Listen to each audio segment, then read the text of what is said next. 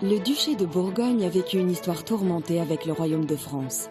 Aujourd'hui encore, les traces de ce passé troublé jalonnent la Saône-et-Loire, à travers des places fortes, transformées au fil du temps en lieux de vie, en cours ducales, en maisons de famille. Ces bâtisses ont traversé les siècles. Jeannine d'Ausnay a retrouvé son château où elle a passé toute son enfance. Elle a hérité aussi de tous les soucis qui l'accompagnent. De gros travaux sont à prévoir. Marie-Claude Jouve est une châtelaine pas comme les autres. Avec des amis, ils ont monté une association pour sauver le château de leur village. Et ce château, c'est celui de Pontus de Thiard. Il est maintenant ouvert à tous. Mathieu Pinette a un peu pris la suite de Marguerite de Flandre dans son château de Germolles. Sa grand-mère avait racheté la bâtisse au XVIIIe siècle. Et depuis, patiemment, ils ont redonné vie à ce palais qu'avait imaginé la duchesse au XIVe siècle.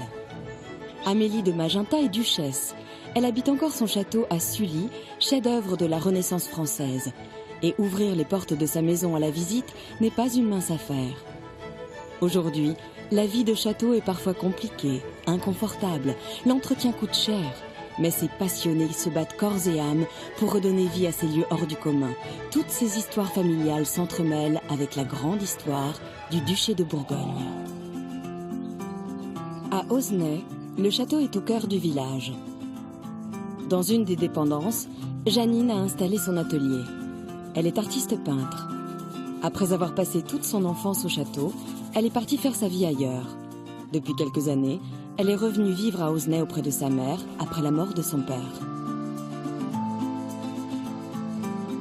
Elle doit aujourd'hui faire face aux problèmes que rencontrent tous les châtelains. Faire vivre ce patrimoine exceptionnel que sa famille lui a transmis. C'est notre maison d'enfance, donc on la connaît, on y est habitué, sauf quand on est enfant, ça paraît immense.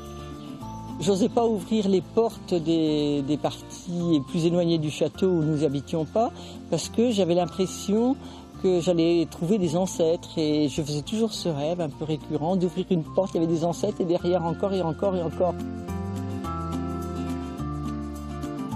C'est dans la famille depuis tellement longtemps, qu'on est quelque part avec ça, on le porte. C'est à la fois un devoir de transmission que l'on a reçu et qu'on doit retransmettre. Il y a la magie du lieu, il y a la beauté du lieu qui donne envie de ne pas le laisser se dégrader. Le château d'Ausnay est une bâtisse médiévale dont la construction a débuté au XIIIe siècle. Agrandi au fil du temps, son toit est constitué de lave. À la place des tuiles, des pierres plates en calcaire recouvrent et protègent le château. Un vrai trésor architectural, rare et précieux, classé et protégé par les monuments historiques, mais qui est menacé aujourd'hui par les effets dévastateurs du temps. Aujourd'hui, le château d'Ausnay est en danger. Il y a des problèmes de toiture très importants, et tant sur les dépendances que sur la partie habitation. Donc notre génération hérite de ce poids de toutes les toitures à refaire. À Ausnay, localité située à 10 km de Tournu, le château, qui date du XVe siècle, menaçait ruine. 9 ans de travaux coûteux. Dans les années 70, le père de Jeannine, le marquis d'Ausnay, avait pourtant pensé sauver ce toit précieux en rénovant entièrement les laves. Hélas, malgré tous ces efforts, aujourd'hui le problème est resté entier, car les réparations n'ont pas tenu toutes leurs promesses. Les pierres utilisées n'avaient pas les qualités pour résister au gel. Alors qu'un toit en lave est parti pour durer un siècle, celles du château n'en ont pas tenu la moitié. Les dépendances aujourd'hui s'écroulent et le toit de la partie principale donne des signes de faiblesse. C'est à la génération suivante, celle de Jeannine, de trouver des solutions. Avec Jerzy, un ami, l'état des lieux s'annonce aujourd'hui difficile. Ça, c'est un vrai problème ici. Ah oui, regarde. Tu vois, là. Ça se dégrade de plus en Par plus. ici, tu vois. Toutes les fuites, là, tu vois, ça tombe. On voit jour. Le lavier m'avait dit qu'il y en avait, il y a 7 ans, il m'avait dit qu'il y en a pour une petite dizaine d'années.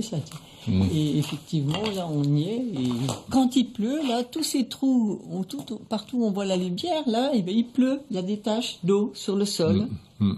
Ça commence par une petite fuite, puis de plus en plus importante. Ça suit tous les, la construction. Dans l'autre le bois. grenier, il y a une poutre maîtresse, c'est juste au-dessus d'une poutre maîtresse, et il y a vraiment une fuite importante. Oui, là-bas, dans un autre grenier, ici. Ouais. C'est vrai. Et la charpente souffre. C'est des travaux énormes, hein. Très importants, très lourds, excessivement chers. Ça atteint des millions d'euros, c'est énorme. Et nous ne les avons pas. Nous avons hérité du château, mais on n'hérite pas forcément d'une fortune qui va avec. Janine Dausnay n'a peut-être pas de fortune, mais elle veut sauver son château. Comme début de solution, elle a décidé d'ouvrir des chambres d'hôtes. Son idée, trouver de nouvelles sources de financement tout en offrant un peu d'histoire dans un cadre hors du commun. Ses chambres sont prêtes et son activité démarre tout juste.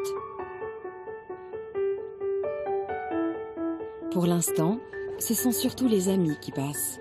À Auzenay, le portail n'est jamais fermé et on a toujours beaucoup aimé recevoir.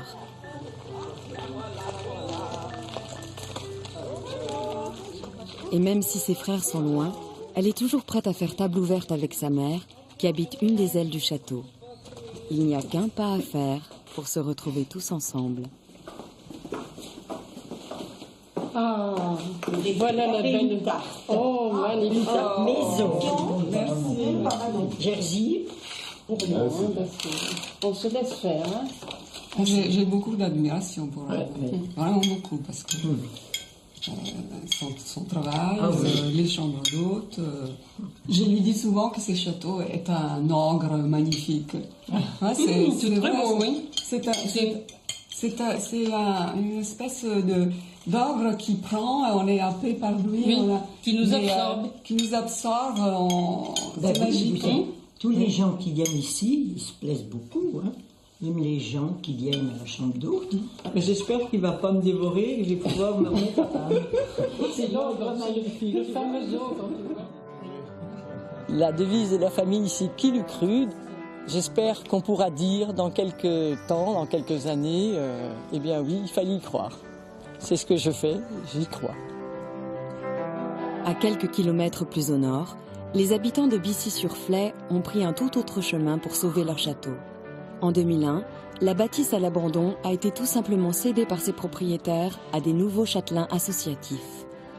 C'est dans cette demeure qu'est né Pontus de Thiard en 1521. L'illustre érudit, poète, philosophe, astronome, fondateur de la Pléiade, habite encore ces murs. Ici, tout le monde essaye de faire vivre son esprit d'ouverture et de tolérance à travers un projet ambitieux un peu utopique, un château où chacun trouverait sa place. Marie-Claude Jouve est l'une de ces châtelaines pas comme les autres.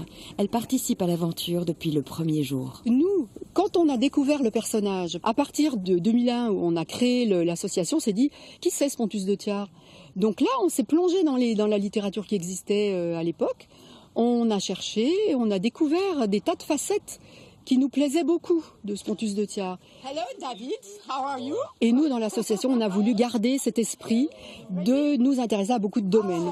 Bon, alors, pour le planning de festival, bon, je pense que tout le monde... je vais vous l'envoyer, le planning. On a des poètes dans notre association, on a des artistes, on a des comédiens, on a des bricoleurs, parce qu'il faut bien aussi quand même tâter du marteau.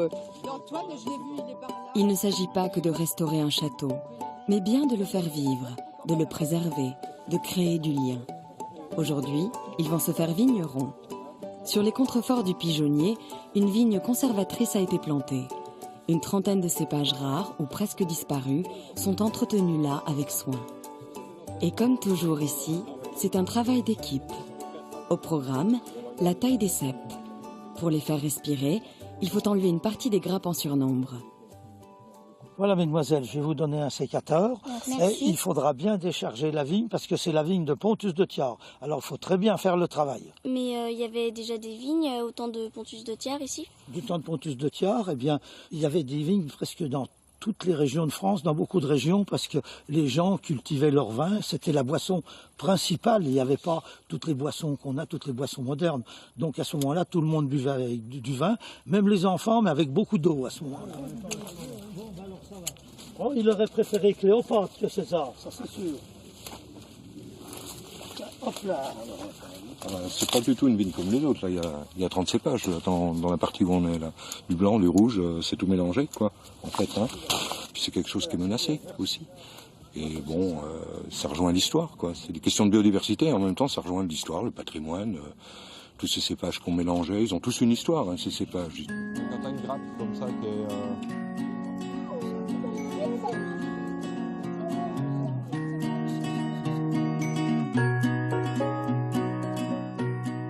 On est sur un petit nuage à Bissy-sur-Flé. On se côtoie entre habitants, alors ça fédère énormément les gens du village. Tout le monde vient avec plaisir, et en plus les gens ils viennent avec plaisir. En fédérant les énergies, les gens de Bissy ont réussi leur pari. Ils ont sauvé leur bâtisse, patiemment, année après année. À travers des chantiers jeunes et d'insertion, grâce au soutien d'institutions, ils ont rénové les communs et le logis. Et ils ont accueilli toutes sortes de projets. Oh, c'est pas léger, hein. Ah, doucement, doucement, doucement. Une salle de spectacle, de l'art, de la poésie, des colloques historiques. Ils construisent ensemble leur idée contemporaine de Pontus de Thiard. On est en train de faire exactement, de reproduire les fenêtres à meneaux du château de Pontus. Allez, on met celui du dessus. Non, du dessus, je préfère. C'est en fait pas du tout un travail technique, c'est un travail d'artiste. Il faut d'abord bien frotter la rouille et puis on le met. Pouf, voilà. Ce qu'on veut surtout, c'est interpeller les visiteurs par ce côté un peu étrange. C'est-à-dire qu'a priori, les gens vont voir un objet un peu étrange. Pourquoi ce miroir? C'est vrai qu'il faut un certain temps pour après imaginer que ça ressemble aux fenêtres à meneaux. Et puis qu'est-ce qu'en fait c'est un miroir? C'est-à-dire qu'on se voit. Mais ma démarche, c'était de dire... Pas complètement. Hein. C'était lire entre les pierres. On peut penser lire entre les lignes, mais aussi voir entre les pierres. Ma tête, elle est cassée en deux et il manque tout un petit bout. Tu vois? C'est terrible ça. Si tu regardes ça et puis tu lèves la tête, tu vois bien les vitres du dessus du meneau.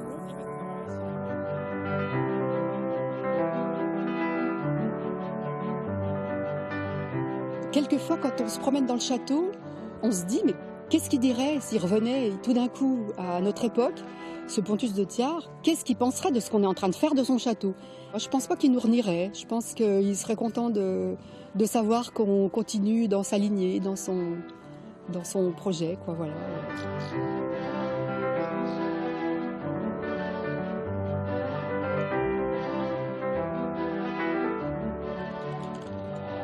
La Saône-et-Loire cache d'autres trésors. À Melcey, le château de Germolles est un témoignage exceptionnel du faste passé de la Bourgogne en cette fin du Moyen-Âge où les ducs rivalisent encore avec le roi de France. Construit au XIVe siècle, Germolles est la demeure de campagne que s'était faite construire Marguerite de Flandre, épouse de Philippe le Hardi. Pour la duchesse, il n'était pas question qu'elle habite dans un vulgaire château fort. Il lui fallait un palais. Mathieu Pinette est le gardien de ces lieux. Conservateur en chef du patrimoine, il est aux premières loges comme chaque matin pour ouvrir son château. Bonjour Ludovic. Bonjour Mathieu. Ça gratouille ce matin? Oui. Avoir un château, oui, c'est une chose un peu spéciale finalement. Hein. Je vous mentirais si je ne vous disais pas que j'y suis très attaché. Hein. À vrai dire, je traîne dans le château depuis que je suis tout petit, donc ça crée un peu des liens. Hein. Et j'ai l'impression que Marguerite de Flandre et duchesse de Bourgogne est ma grand-mère quelque part, hein, même si ça n'est vraiment pas le cas. Hein. Mathieu n'est peut-être pas le petit-fils de la duchesse, mais c'est tout de même avec sa grand-mère Madeleine Pinette que tout a commencé à la fin du XIXe siècle, lorsqu'elle a racheté le château. Vendu à la Révolution comme bien national, les monuments menacent ruine. Appartenant à une famille chalonnaise, sa propriétaire, Madame Pinette, avait décidé de le restaurer. À ce jour, le château de Germolles est devenu la mieux conservée des résidences des ducs de Bourgogne. La mère et les 4 frères et sœurs de Mathieu participent à son entretien avec le concours des monuments historiques. Un projet tel que celui-ci, c'est pas léger, hein, ni en termes de temps, ni en termes financiers. C'est donc un engagement, ce sont des choix de vie qui évidemment nécessitent, je crois, d'être vraiment en permanence engagé physiquement et puis moralement dans un lieu tel que celui-ci.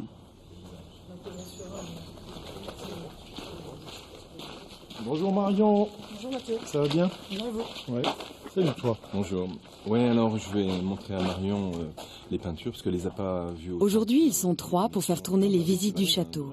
Mathieu, Christian et Marion, une apprentie guide qui est là pour apprendre. Non, pas encore. Je trouve que c'est bien, on a le temps là, ce matin de faire ça. Je vais aller voir s'il y a des gens, parce qu'on va pas tarder à ouvrir, donc je vais regarder s'il y a des visiteurs déjà. Très bien. Bon, travaillez bien. Bon, à tout à l'heure.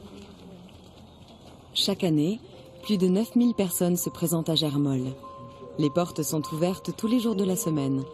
Pour visiter, c'est très simple. Il suffit de se présenter sous le porche et d'attendre qu'un des guides vienne à votre rencontre.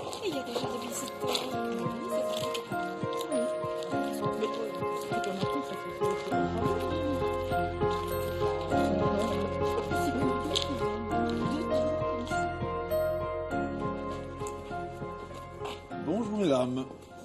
Vous souhaitiez visiter le château peut-être? Oui. Très bien.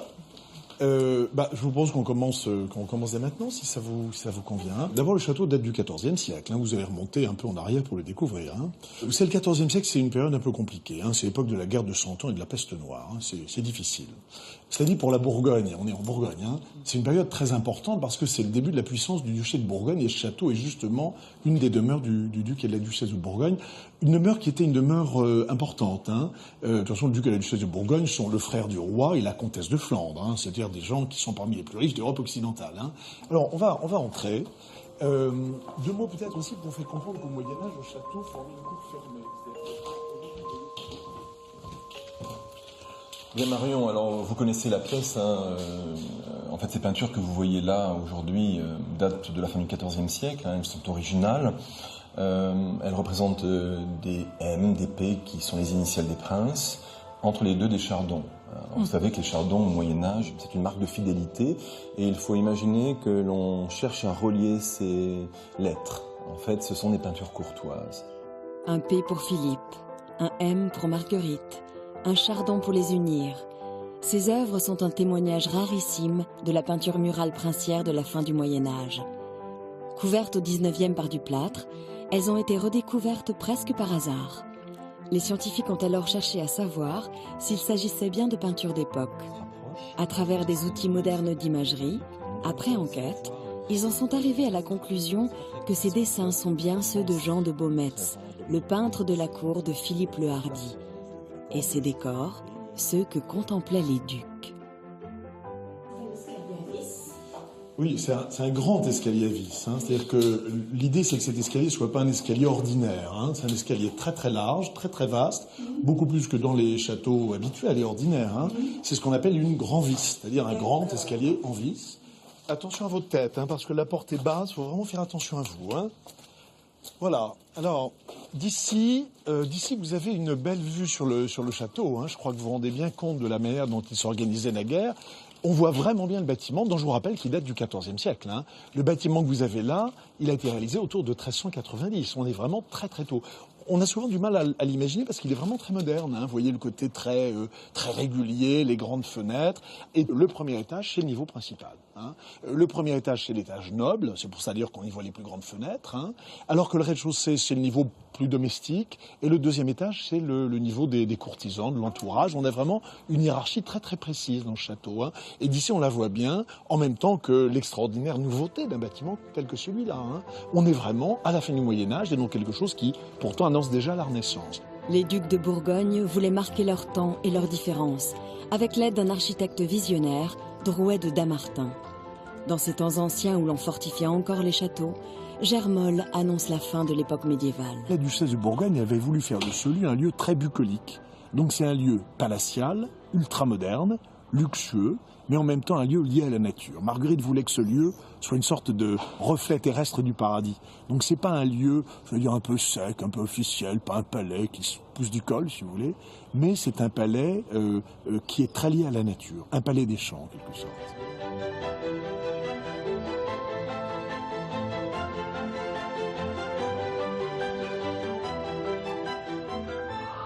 This is the Duchess of Magenta calling from Burgundy. Amélie de MacMahon est la duchesse de Magenta.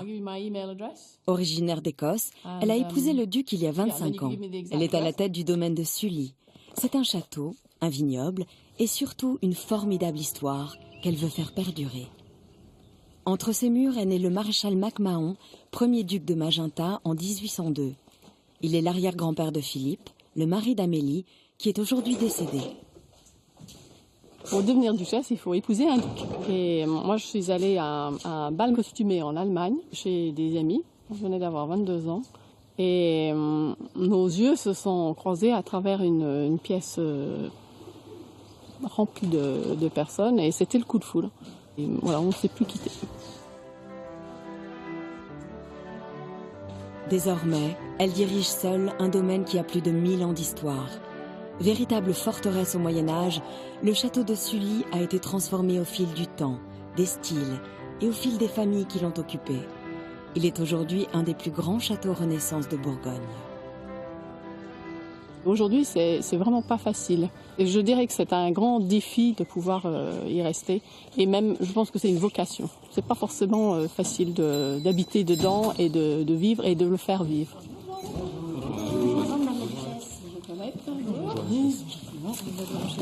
Donc là, on a toutes les écoles.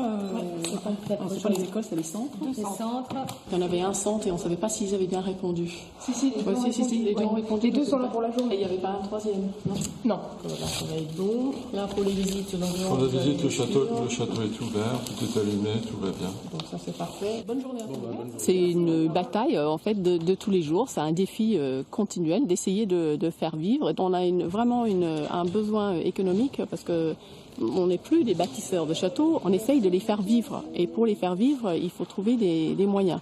Donc quand on a des visiteurs et ils peuvent nous aider, là on est très content. Et ça c'est un défi de tous les jours. Les choses sérieuses vont pouvoir commencer. Le plus important bien sûr est de toujours faire attention aux détails.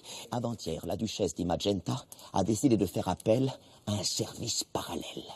Zerbino, père et fils, depuis des années, nous nous occupons d'affaires plus ou moins mystérieusement mystérieuses. Avez-vous déjà entendu parler du fameux collier? Mission classée top S.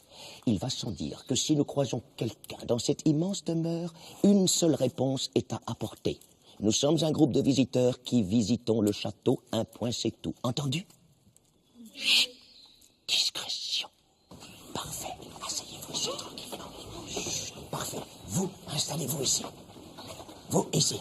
Le premier collier de la dite Toison d'Or n'avait pas été fabriqué par le roi de France, mais par le duc. Et pas n'importe lequel. Monseigneur le duc de Bourgogne. Le tourisme a beaucoup changé. Il suffit pas d'ouvrir vos portes et puis d'attendre que vous avez plein de monde qui arrive. Ça se passe pas comme ça. Préparez-vous. Flamme. Les flammes jaillissent. Nous, on cherchait quelque chose de différent. Le maréchal MacMahon, petit, il a grandi ici et il a rêvé de devenir grand. Et on a dit, tiens, on peut peut-être faire quelque chose pour les enfants, pour qu'eux aussi, quand ils viennent ici, ils rêvent. Il est passé par ici. On prend un fait historique du château sur lequel on brode et on crée toute une histoire. C'est que l'affaire va être vite réglée. Attendez. Les gens, ils me disent, mais le château, c'est à vous. Et je dis, mais j'ai pas l'impression que ça m'appartient.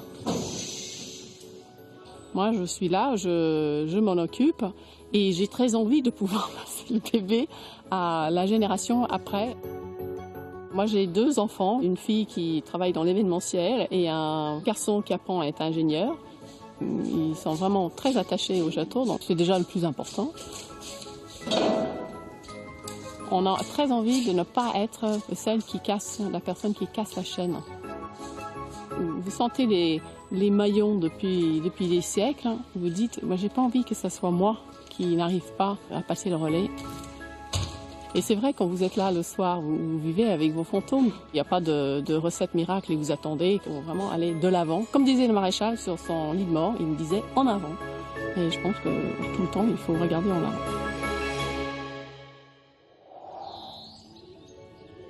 Les siècles passent et l'histoire des châteaux de Bourgogne se poursuit. Voilà, voici votre chambre. Janine Dosnay a ouvert ses chambres d'hôtes et accueille ses premiers clients. Vaste chambre 17e. Dans ce jardin, Marie-Claude Jouve et ses amis préparent des nouvelles installations sur Pontus de Thiard. Mathieu Pinette, lui, organise les prochains travaux de rénovation des tours du Châtelet d'entrée. La duchesse se prépare à transmettre un jour le domaine à ses enfants. Discrétion la plus totale. À Osnay, À Germolles, à Bussy, à Sully, tous essayent de vivre et faire vivre leur maison comme des lieux ouverts sur leur temps. Pas dans un décor poussiéreux, mais comme un passé composé au présent.